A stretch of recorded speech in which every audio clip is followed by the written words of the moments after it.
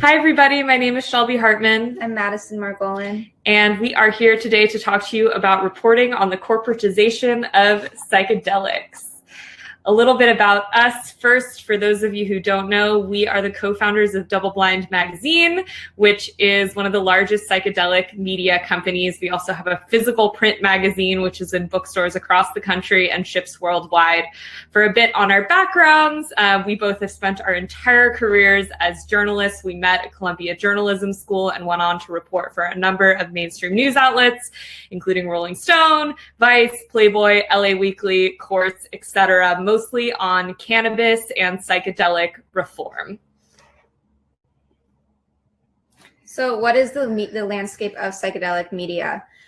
We identified 3 types of media that are covering psychedelics. The first are the psychedelic specific outlets. So that's Symposia, Lucid, Chacruna, Psychedelic Times, stuff like that, where the audience for those outlets are people who are already interested in psychedelics. They know a lot about psychedelics. They are deep state psychedelic people. Okay, so the next category of psychedelic media are mainstream publications such as Playboy or Vice or Rolling Stone that are mainly freelancer driven. So instead of having a dedicated psychedelic staff writer on board, which very few of these publications, if any, have, maybe there are editors at Vice who are specialized in psychedelics.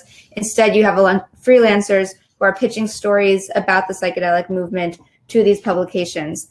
And they're going a little bit deeper than, say, what you might read on CNN, where CNN might cover that Denver decriminalized psilocybin mushrooms.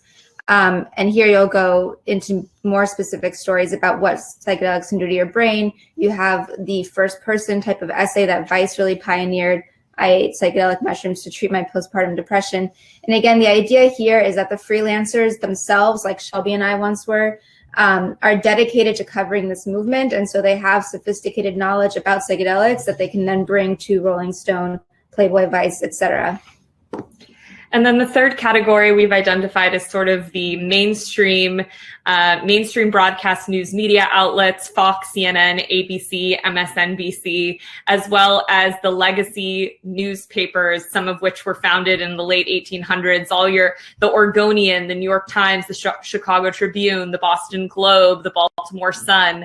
And as Madison mentioned, we're seeing more and more that these types of publications are covering psychedelics, but really, they're just covering psychedelics when something very big happens that's considered to be breaking, like Johns Hopkins receiving $17 million to open a psychedelic research center, or the bills that successfully passed in November, legalizing medical psilocybin in Oregon, decriminalizing psychedelics in DC, etc. For those of you who've been following psychedelics, you probably have noticed that a lot has been happening in recent years, and we're going to get into more specifics around what has happened in the realms of policy and drug development. But really, we are at a pivotal point in psychedelic history, because right now we are figuring out, what is the psychedelic quote unquote industry going to look like? Who are the stakeholders? Who is this trying to serve? What conversations do we need to be having now as this burgeoning industry begins to establish a foothold among kind of a mainstream consumer? And what do we really want the industry to look like? This is the time to be having these conversations.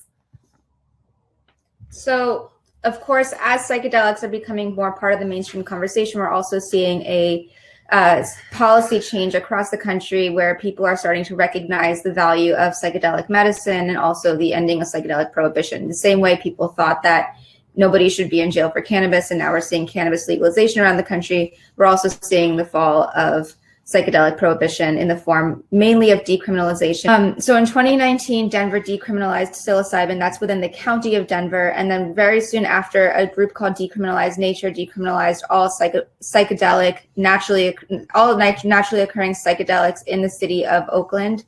In the early 2020s, Santa Cruz followed, and then Ann Arbor, and then also through Decriminalize Nature. Then Canada granted the first 4 patients legal access to psilocybin therapy through a program called TheraPsil. Vancouver decriminalized all drugs. Oregon in the 2020 election decriminalized all drugs, as well as passed a measure to legalize psilocybin specifically within therapeutic contexts. Washington, D.C. also had its own decriminalize nature initiative. Just about a month ago, Somerville, Massachusetts had a successful decrim nature initiative. And now this coming year, we have a couple legislators in Florida and in California who have put forth bills to legalize psilocybin in a medical context, or just to decriminalize all psychedelics in the case of the California bill. Mm-hmm.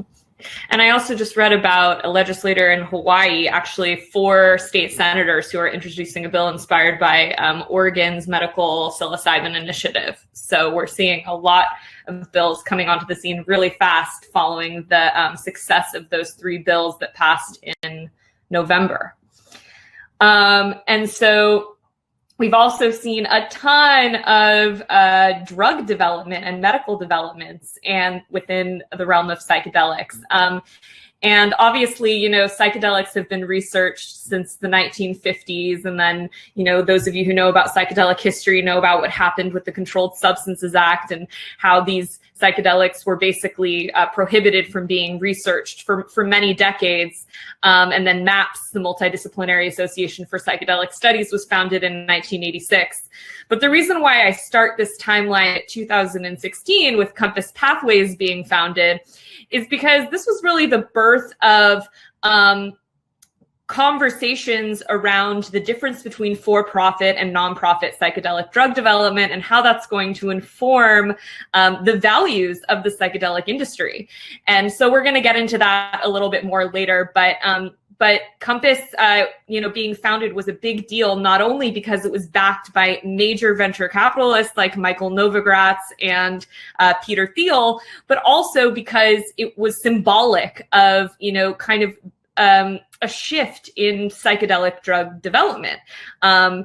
And so shortly thereafter, MDMA got breakthrough therapy status for post-traumatic stress disorder, and then psilocybin got breakthrough therapy status not only for treatment-resistant depression, but also for major depressive disorder. MDMA, most of you probably know, is being researched by the Multidisciplinary Association for Psychedelic Studies. Compass was the one who got breakthrough therapy status for treatment-resistant depression, and then the USONA Institute, which is a nonprofit, got breakthrough therapy status for major depressive disorder. So, you know, there's tons of psychedelic research happening into, you know, all different kinds of psychedelic compounds, both ones that have been used for thousands of years, like ayahuasca, as well as, you know, novel psychedelic compounds and delivery systems that are being, you know, created by drug development companies and then patented.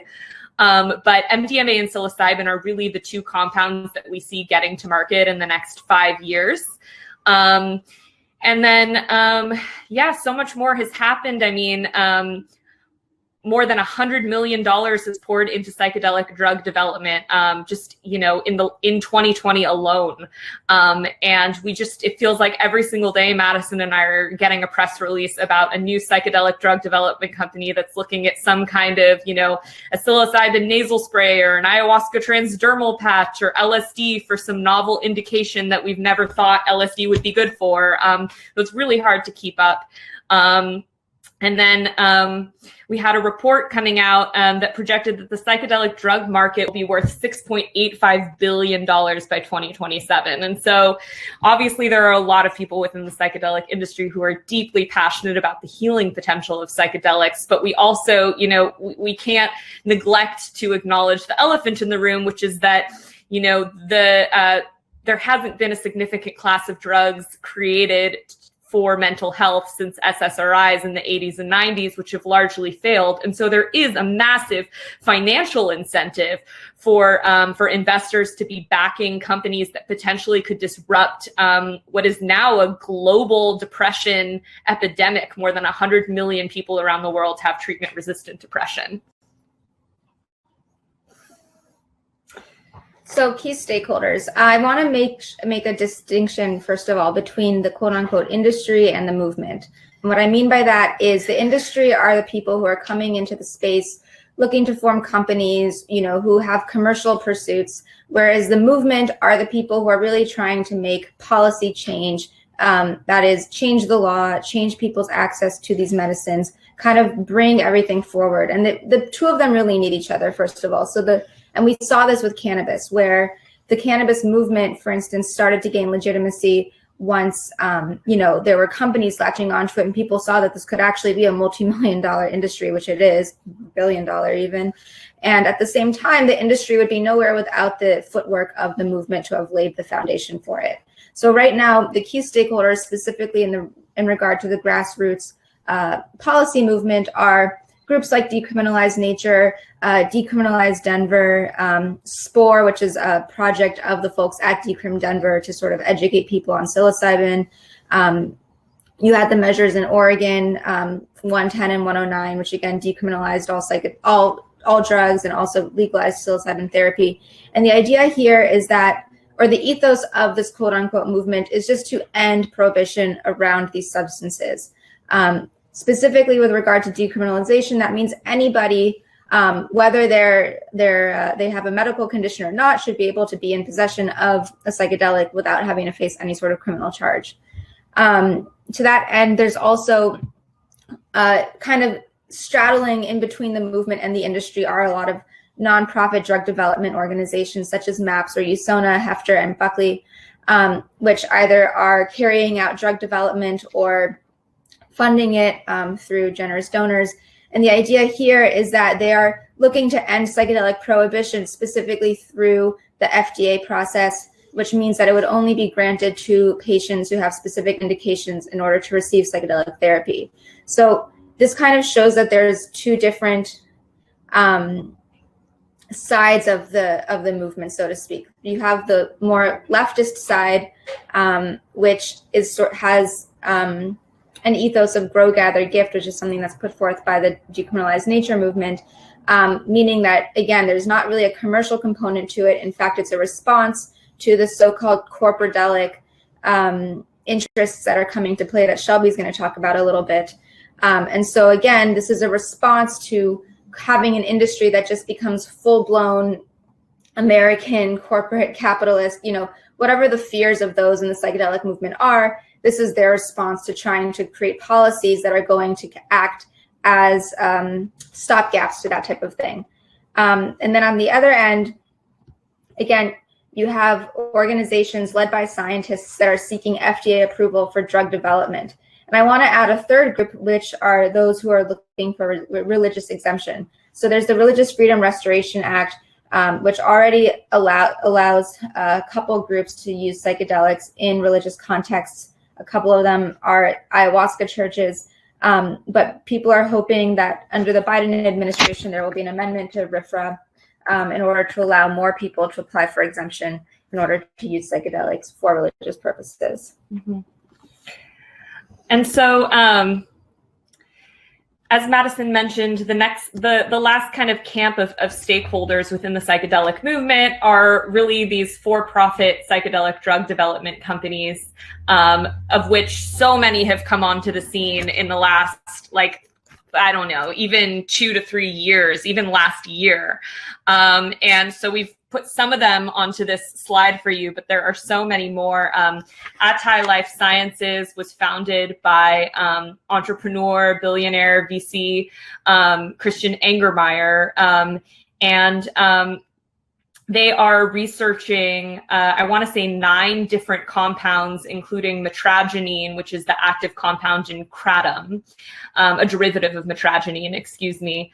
And they raised $125 million Series C round in November. Gilgamesh is the first psychedelic drug development company, as far as I'm aware, to be accepted into the prestigious Silicon Valley incubator Y Combinator. And they're running 3 drug discovery programs, one for depression and anxiety, one for substance use disorder, one for a take-home drug for ADHD and mood or anxiety disorders.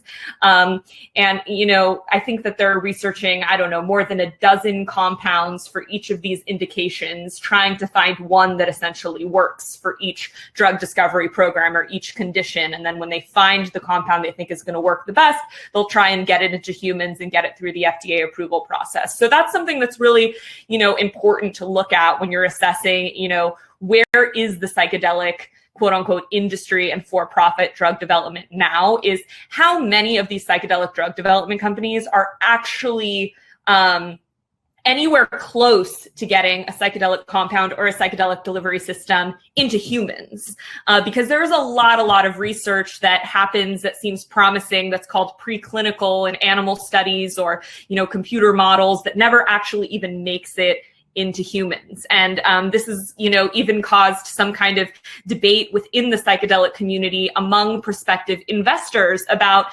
how much promise do all of these companies actually have, and where are they all actually at now? There's been a trend of psychedelic companies going public in Canada, and investors are asking, well, should they really be going public quite yet? So we don't have answers on that because we haven't had the bandwidth to look into every single one of these companies. But I can tell you that, some of them are doing some really amazing things, and some of them we're not quite sure what they're doing and how far along they are. And they could be doing amazing things, but we just don't have enough information yet. So what is the best model for overturning psychedelic prohibition? Number one, is decriminalization at the local level. As Madison mentioned, some decriminalization advocates are not actually advocates of legalization or necessarily legalization through the FDA or through the pharmaceutical process. Other folks, are in favor of us decriminalizing at the local level and also medicalizing at the federal level. And some people say, no, we should really just be going through the FDA because decriminalization, runs the risk of kind of derailing the movement should decriminalization make psychedelics more accessible to people who don't know how to use them properly. We haven't seen anything like that happen in any of the decriminalization in any of the counties or cities where they've decriminalized. So I don't necessarily think that's a legitimate concern, but these are all the types of things that are being discussed within the movement. Secondarily, what are our goals?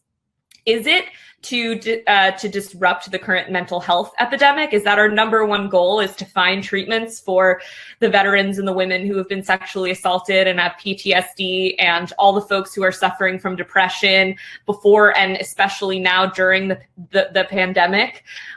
Is it cognitive liberty? Do we feel like, essentially we have the right to the fundamental human right to decide how we want to affect our consciousness and what other realms we want to explore? Is it recreation? Of course, this is something we don't really talk about much in the psychedelic community because especially longtime researchers are concerned about placing emphasis on recreation over medicalization and ending up, kind of back in the Tim Leary days where, people who really need access to these medicines can't have them. But, is recreation a legitimate pursuit if it's done safely? Or is our priority to create a new and profitable industry? And is it possible to profit from something? And also, does conscious capitalism exist? Is a really interesting and important question to be having within the psychedelic community, because some people say, that psychedelics, entheogens, plant medicines have been used for generations and generations by indigenous communities. And, we should not be commodifying these things, period, even if they're commodified in a way that makes them accessible to the majority of people who need them. And then lastly, what are our values and priorities? Is it overturning psychedelic prohibition as fast as possible? Well, it costs millions and millions and millions of dollars to get a drug through the FDA approval process.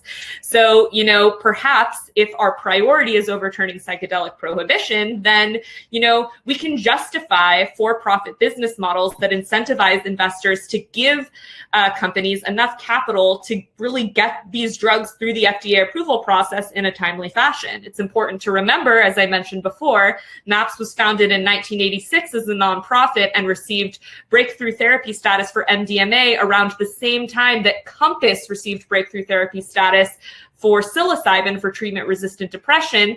And that's because Compass was able to raise a lot of money that allowed them to get through the research process and navigate the bureaucracy that is the FDA faster. So is speed our priority, or is access our priority?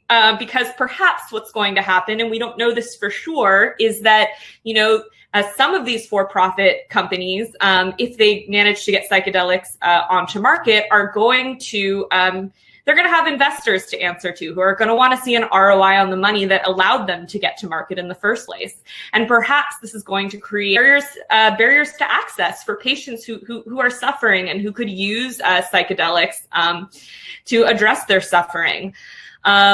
Is our priority ensuring the availability of safe and supportive settings for tripping? Well, then perhaps decriminalization, isn't the best model, and medicalization is a better model, because when psychedelics, are medicalized, they'll be administered in supportive settings with therapists who can sit with people throughout their entire trip.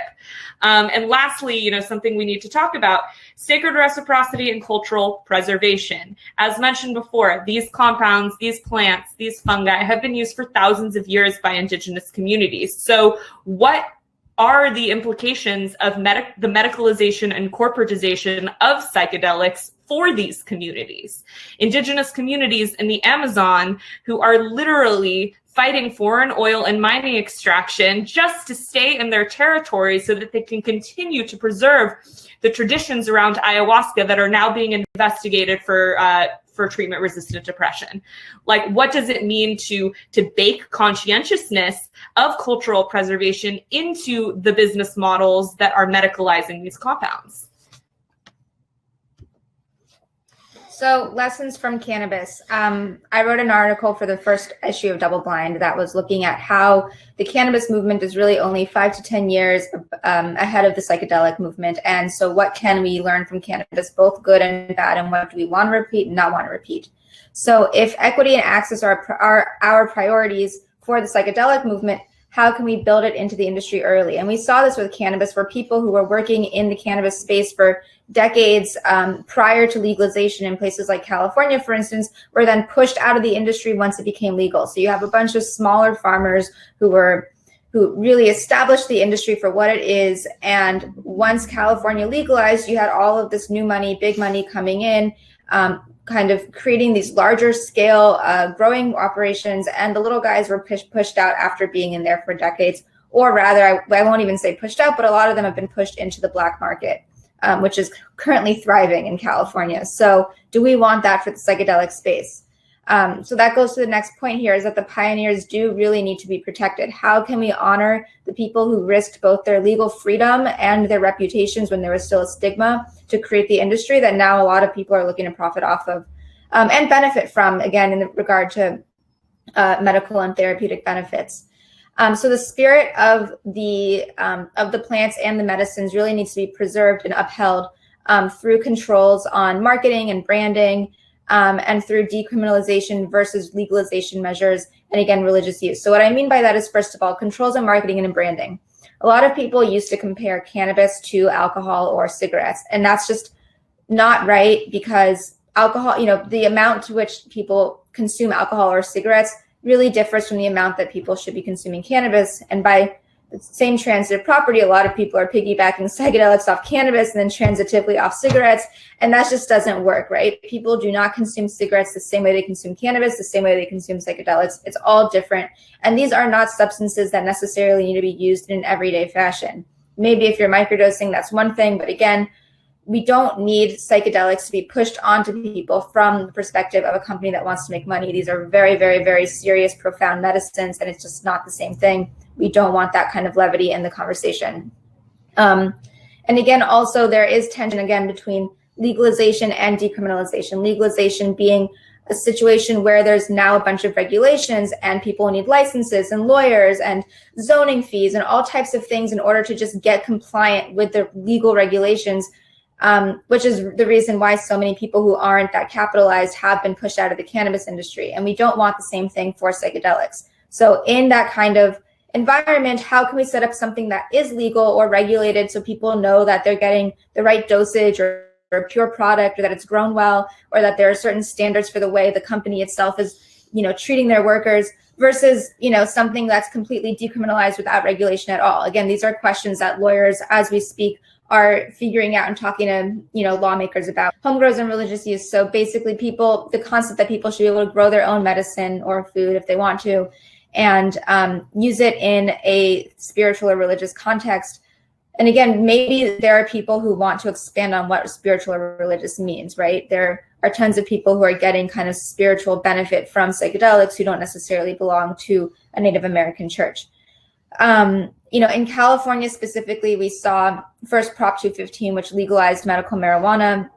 And then in like about 5-6 years later, you had SB 420, Senate Bill 420, ironically called, which gave a structure for collectives and cooperatives, which again set up something that was supposed to be nonprofit, and we had in California a very gray market industry where people were profiting, but technically they're not supposed to, and there's all these loopholes and gray area, and it set up a situation where some people were able to get rich off weed, especially when California legalized, and again, other people weren't. We do not want the same sort of haziness in psychedelics, and so how can we write the regulations now in a way where everyone is going to feel like they have equity within the industry and access to the medicine?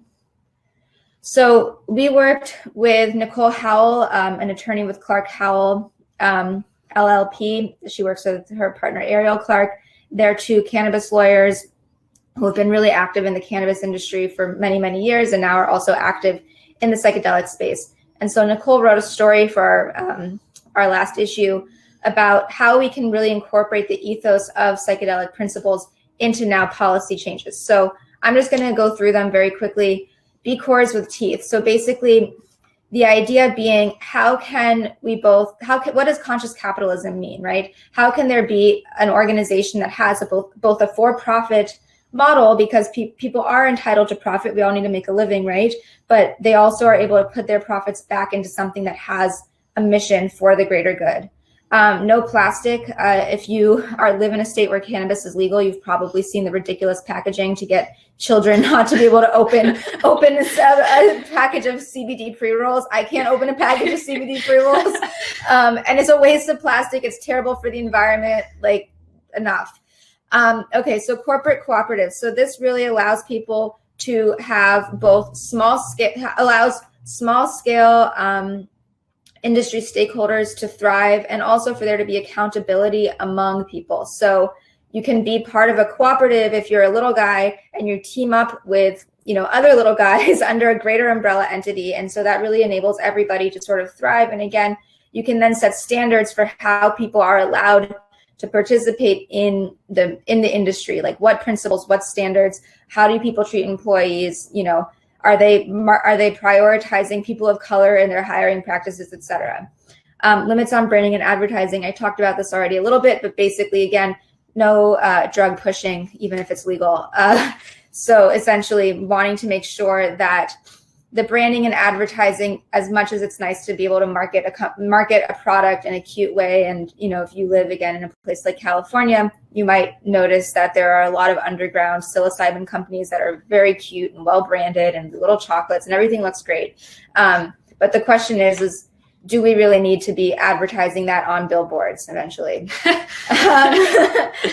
Limits on the number and size of licenses held by one individual or a business.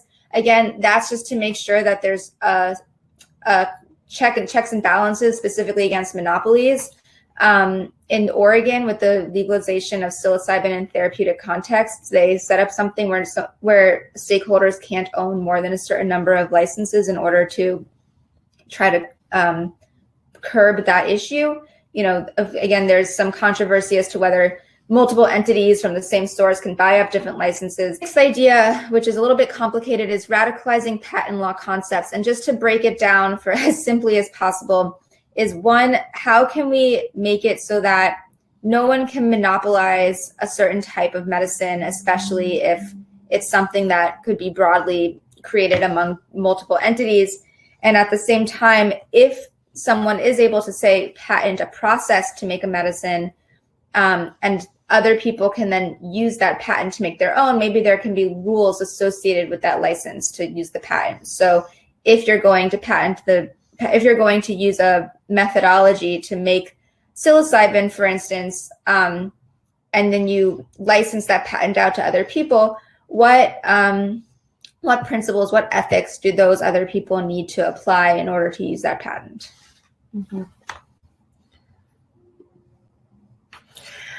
So there have been some miraculous and valiant efforts already in the psychedelic community to ensure that the forthcoming industry is equitable and accessible and transparent and upholds the spirit and values that are so often gifted to us when we're under the influence of a psychedelic. In 2018, which was a couple years after Compass Pathways was founded, a number of psychedelic industry insiders, longtime advocates got together and they drafted something called the Cooperation Over Competition statement. And I'll just read a quote from it here. It begins by saying, "From generations of practitioners and researchers before us, we have received knowledge about these substances, their risks, and ways to use them constructively.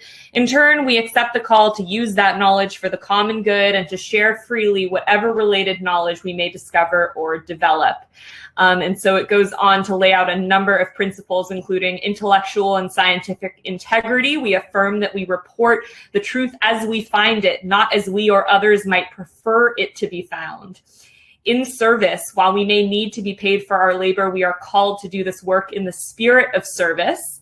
3, open science and open praxis. We will not withhold, nor will we require others to withhold materials or knowledge for commercial advantage. And number 4, non-interference. We will strive to place our discoveries into the public domain for the benefit of all. And that's just an abbreviation there, but it was signed by the late Ram Dass, Ralph Metzner, James Fadiman, Anne Shulgin, George Greer, Dennis McKenna, Charles Grobe, Robin Carhart Harris, Rick Doblin, Kathleen Harrison. So Stephen Ross, I mean, the list goes on and on. Rosalind Watts, pretty much every single, really influential psychedelic scientist or therapist who has been a part of this movement for as long as they've been a professional, some for decades, signed this statement. And I think that, it's a really important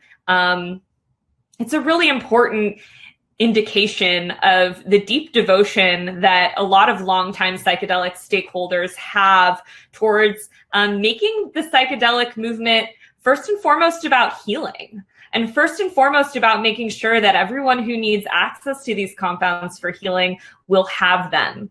And there's been disagreement and dialogue happening at a lot of the conferences that I listed here, amazing conferences and conversations that are ongoing and happening within the community. But at the end of the day, this is a beautiful statement of these are our shared values. And what does it look like for us to try and hold on to those values as the industry grows and as more capital comes in and as these conversations get thornier, because it's easy to say these are our values. And at Double Blind, we've spent a lot of time, talking about what are our values. But then when we enter the real world and we begin thinking about questions of business and, paying ourselves to live and, acquiring enough capital to just, do what we came here to do, these conversations get a lot trickier. So, some other really important efforts that have been taken. The North Star Pledge, which Madison and I signed. North Star is a nonprofit that, again, is devoted to access and equity within the psychedelic industry. And then, there's been some incredible efforts led by Shakruna and psychedelic seminars, as well as Monica Williams, who's working with MAPS to try and make the psychedelic industry more inclusive. More than 80% of participants in psychedelic trials going back to 1993 have been white. That was a study that was conducted by Dr. Monica Williams. And so, how do we change that? And what is all of our roles in changing that? This is all happening really fast, and it's important that we have these conversations now. Thank you. Thank you.